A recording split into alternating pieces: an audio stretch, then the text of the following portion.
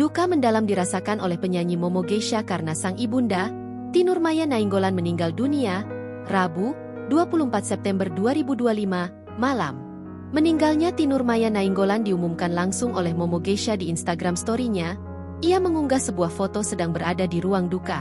Patah hatiku Tuhan. Tulis Momo Geisha dikutip dari akun Instagram pribadinya The Real Momo Geisha, Kamis, 25 September 2025.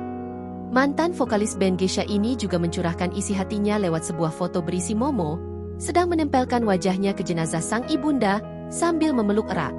Hancur hati ini Mam, tapi harus ikhlas melepasmu.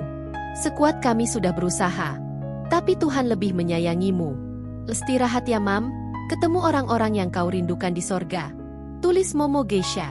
Kemudian, Momo Geisha mengunggah sebuah flyer berisi tentang pengumuman meninggalnya sang ibunda di Instagram. In loving memory.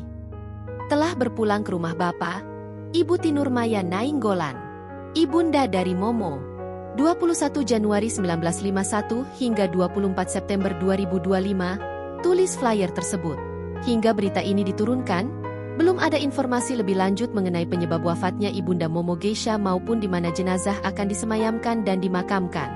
Download Tribun X sekarang, menghadirkan lokal menjadi Indonesia.